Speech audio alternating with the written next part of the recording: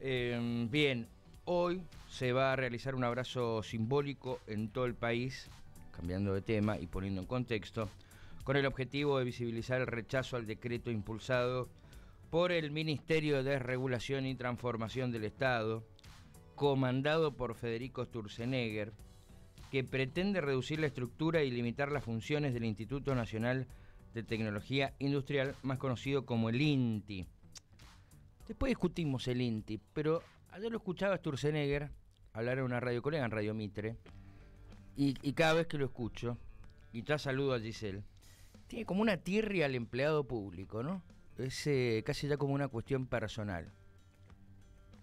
Lo que Sturzenegger no se ha dado cuenta es que en los últimos 30 años, salvo 8 donde tuvo un periodo educativo, él fue empleado público. Qué sé yo. Y salió eyectado de casi todos los lugares donde lo pusieron. Está Giselle Santana, integrante de la Asamblea Multisectorial del INTI, para charlar con nosotros. Giselle, te agradecemos mucho la deferencia en este momento. Como preguntarte cómo estás es una obviedad la respuesta, pero es un formalismo. Buenos días. Hola, ¿qué tal? Buenos días. Bueno, igual te digo que estamos, por supuesto, llenos de incertidumbre y de angustia por un lado, pero también estamos muy contentos porque la cantidad de apoyo, de solidaridad que recibimos en estos días en que se hizo más público y más visible el ataque que venimos sufriendo los trabajadores y las trabajadoras de INTI, la verdad es que casi que no es tan simbólico el abrazo, te digo que se siente como si nos estuvieran abrazando realmente y bueno, y eso nos da mucha esperanza también. Bueno, y está bueno que así sea, pero más allá de esto, Sturzenegger y el gobierno siguen con la decisión firme.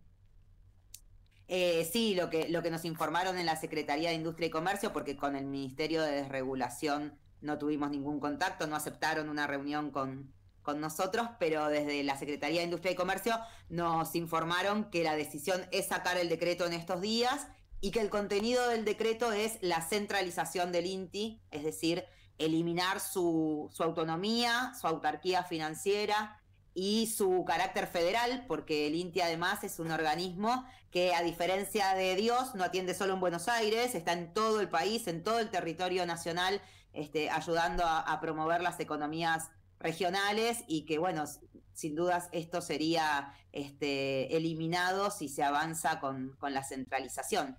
Giselle, y si se avanza con la centralización, a ver, ¿se elimina por regiones o cuál es el objetivo de esa eliminación? ¿Cómo afecta justamente también al resto del país?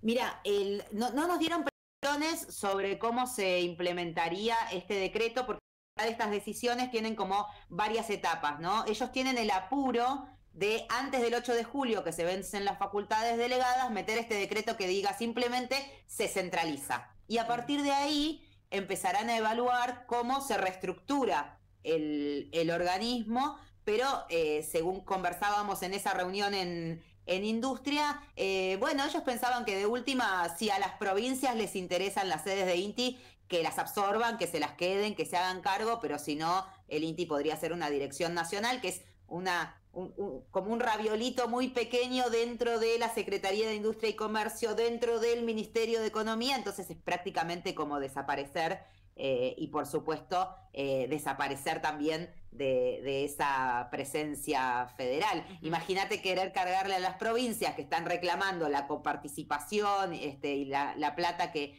les deben, querer cargarles con hacerse cargo de cada una de las sedes del INTI. ¿Cuántos puestos de trabajo se llevaría puesto precisamente esta decisión?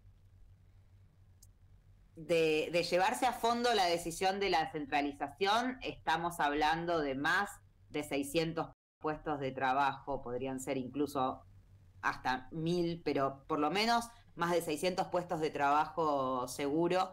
Y hablamos además de un organismo que ya perdió casi el 30% de su personal desde que asumió Milei. No arrancó ahora el ataque. Esta es la segunda fase, es más profunda y más grave, pero hasta acá ya tenemos 700 compañeros y compañeras menos en todo el país por una política de despidos, de retiros voluntarios y de miseria salarial. Entonces los compañeros y las compañeras renuncian del mismo modo que denuncian los médicos en el Garrahan o en el Posada o en el CONICET, los científicos, los tecnólogos, los profesionales, los técnicos se van porque es insostenible. ¿Por qué es importante, Gisela, el funcionamiento del INTI en el país? Bueno, el INTI es la única alternativa que el país tiene de tener una política productiva, ¿no? De tener una industria nacional. Para eso se creó hace casi 70 años que el INTI viene promoviendo el desarrollo de la industria nacional, porque en un país como el nuestro, que no es una gran potencia industrial, vos necesitas la asistencia técnica, las capacitaciones, las certificaciones, el acompañamiento en los procesos de calidad que el INTI le provee a la industria, sobre todo a las pequeñas y medianas empresas que masivamente se han manifestado en apoyo a nuestro organismo y que incluso van a participar de este abrazo que estamos convocando. Pero además el INTI cumple un papel muy importante en nuestra vida cotidiana, que es la de garantizar la calidad y la seguridad de los productos que consumimos y que son de origen industrial. Y esto, bueno, uno por ahí, como en el día a día, ni te fijás en esas cosas, pero, no sé, cuando te levantás y le vas a dar la mamadera o el chupete a tu bebé, en el Centro de Investigación y Desarrollo de INTI Plásticos se certificó el plástico de esa mamadera y de ese chupete, porque si no puede ser tóxico. Gisela, sí. No, por favor, que te interrumpí.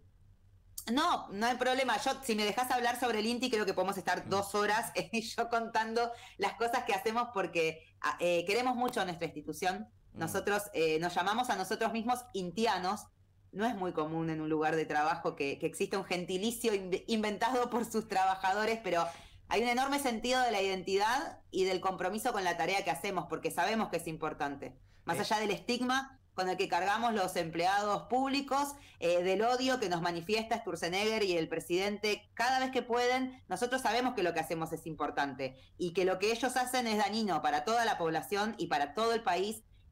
No hacen más que empobrecernos y dejarnos más inseguros y más a merced de intereses extranjeros y de empresarios que estén ávidos de ganancia y que no cuiden a la población. Entonces, nada, nos gusta hablar de lo que hacemos, esa es la verdad. Bien, bueno, ¿cuántos años llevas en el INTI?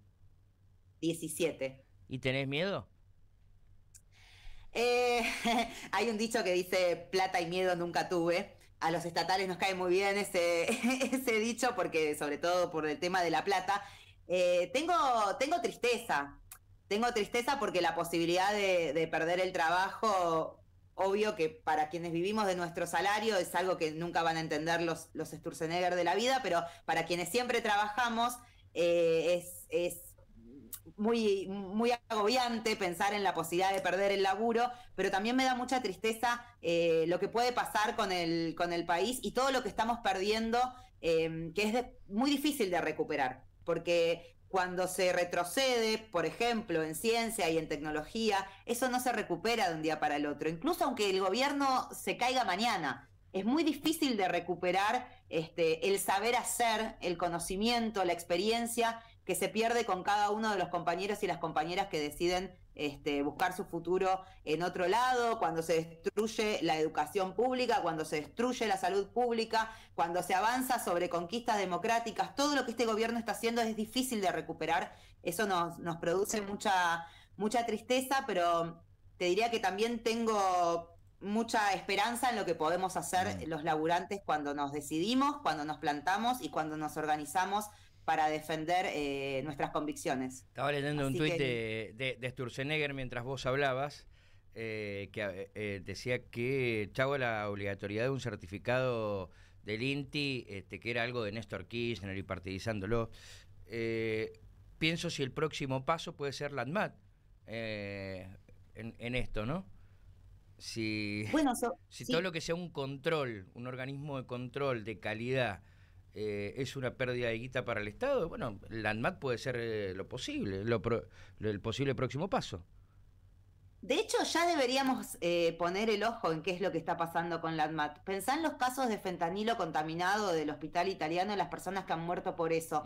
¿Qué pasó con eso? O sea, evidentemente, esta idea de que las regulaciones son trámites innecesarios, el trasfondo de eso es, vamos a dejar a la población indefensa. porque si no lo hace el Estado, esto que Sturzenegger dice sobre las pilas y se lo atribuye a Néstor Kirchner, es ridículo de semejante declaración, porque lo que se hizo con las pilas fue detectar, lo hicimos acá en el INTI, que acá no se producen pilas, son todas importadas, y que los que nos llegaba de las exportaciones de las importaciones de pilas muchas veces estaban prácticamente agotadas, entonces los países nos utilizaban y nos vendían pilas que le quedaban quizás 3, 4 días de vida útil para sacarse de encima ese residuo que es recontra difícil de tratar, que es muy contaminante porque contiene metales pesados, que contaminan la tierra, que contaminan el agua. Entonces nos las vendían como buenas, pero en realidad eran basura.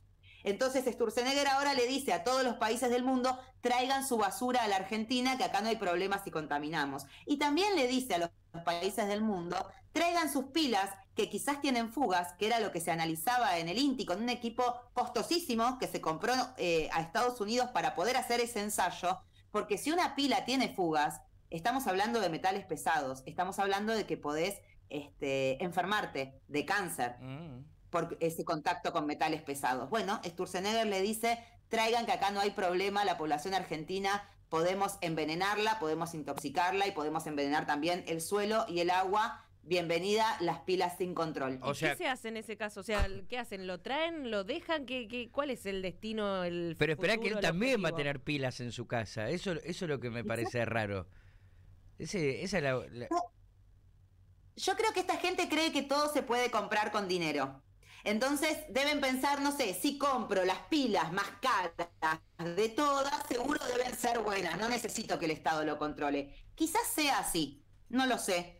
Pero la inmensa mayoría de la población ni compra las pilas más caras, ni compra los juguetes más caros que traen pilas importadas y que podés estar dándole veneno a tu hijo en un juguete. Entonces, hay que tener mucho cuidado con estas cosas, porque estos son proyectos donde se salvan unos poquitos que piensan que quizás, viste, como pueden pagar, algo de seguridad van a tener normativas internacionales, pero lo que hacemos desde el Estado es garantizar esos mismos derechos a consumir seguros para toda la población, para la que puede pagar y para la que no puede pagar. Bueno, exactamente. A ver, déjame correrte un poco por izquierda, pero por derecha, pero para que vos argumentes. Cuando escuchás que te dicen todos estos organismos son nidos de militantes, ¿no? Como se dijo el Ministerio de las Mujeres, Género y Diversidad y muchos otros lugares, más allá que este es realmente distinto porque hay mucho cuadro técnico adentro. ¿Qué tenés para responder? Yo creo que como con el empleo público hay una enorme estigmatización alrededor de la palabra militancia. Yo me considero una militante. Y me considero una militante y creo que además de que me interesa la política o la acción gremial, creo que con mi trabajo también estoy desarrollando una militancia, porque no es lo mismo trabajar en el Estado que trabajar en cualquier empresa privada. Yo no trabajo al servicio de la ganancia de un X que se enriquece con lo que hace. Yo trabajo al servicio de los derechos de la mayoría de la población y para mí eso es militar. Yo vengo a laburar todos los días recontra convencida de lo que hago y de que lo que hago ayuda a mejorar y a garantizar derechos para toda la población. Estoy convencida que la inmensa mayoría de mis compañeros y compañeras en el Estado tiene esa misma convicción, porque si no, no se entiende cómo aguantamos la violencia, los insultos, la estigmatización, los salarios de hambre, la precarización de todos estos años. Lo hacemos también por militancia, porque militamos también con nuestro laburo. Así que sí, creo que sí. Creo que hay nidos de militantes en todo el Estado que todos los días militan por un país mejor con su trabajo cotidiano. Bien, buena respuesta. Hablabas recién de los sueldos de hambre y dijiste de todos estos años. ¿Hace cuánto viene mal salarialmente el INTI? Hemos tenido épocas mejores y peores. Vos viste que hay como un sentido común que existió siempre, como bueno, en el Estado no se pagan los mejores sueldos, pero hay estabilidad laboral. Entonces los salarios nunca fueron una cosa del otro mundo, pero te diría que desde el gobierno de Alberto Fernández, o sea, desde el macrismo para acá, el macrismo, el gobierno de Alberto Fernández y ahora con Milei, la degradación salarial fue tremenda. Estamos hablando de compañeros o compañeras profesionales con más de 15 años de experiencia, de trayectoria en el organismo que por ahí rondan el $1.000.000.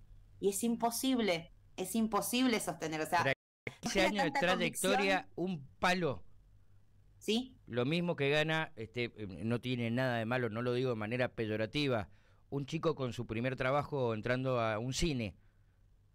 Sí, hemos escuchado en estos O días menos. a muchos compañeros y compañeras que decían, dejé de trabajar, lo escuché al respecto del Garrahan, dejé de trabajar en el hospital, me puse a trabajar en la aplicación, trabajo en Uber, trabajo en Rappi y gano más.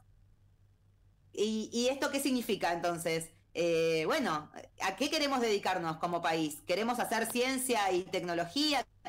¿Queremos registrado? ¿Queremos trabajo registrado para que después se puedan sostener las jubilaciones? ¿O queremos estas economías de plataforma donde nos dediquemos todos a pedalear todo el día? ¿A quién le vamos a vender? ¿A quién le vamos a llevar la comida? ¿Cuánto Uber? ¿Cuánto Rappi puede haber? ¿Ese es el proyecto de país que tienen? Entonces, sí, la verdad es que la situación salarial, en gran medida el vaciamiento de todos nuestros organismos se viene haciendo por la miseria salarial, incluso más que con los despidos. Bien, y esto es una definición. ¿Cuáles son, Giselle, además de este abrazo simbólico que van a hacer ahora, qué otras pautas tienen o qué otras medidas de fuerza, si se puede decir, para darle más peso al reclamo? Nosotros desde el jueves que nos enteramos, nos informaron de esta decisión de sacar el decreto, nos declaramos en estado de asamblea permanente en todo el país. Así que hoy el abrazo se lleva a cabo en todo el territorio nacional. Después de eso volvemos a hacer asamblea para definir nuevas medidas, pero hasta el 8 de julio va a haber acciones todos los días, va a haber asamblea, va a haber retención de tareas, va a haber huelgas. Decreto no salga, porque realmente de esto no hay vuelta atrás. Si dejamos que el INTI se centralice, es prácticamente que desaparezca. Entonces, hasta el 8 de julio no aflojamos un solo día y después, por supuesto, veremos cómo seguir peleando, pero depende cada día alguna medida. Bien. Giselle, abrazo grande. Un placer charlar contigo. Gracias. No, por favor, el placer fue mío. Gracias a ustedes por el espacio. Que esté muy bien. Bien, ahí estaba Giselle Santana, integrante de la Asamblea Multisectorial del INTI. Allí está este tema sobre la mesa, ¿no? En el que puede haber diversas opiniones. Por supuesto, uno intenta conocer las diferentes realidades. Por supuesto que es preocupante que alrededor de 1000 familias puedan llegar a quedarse sin trabajo.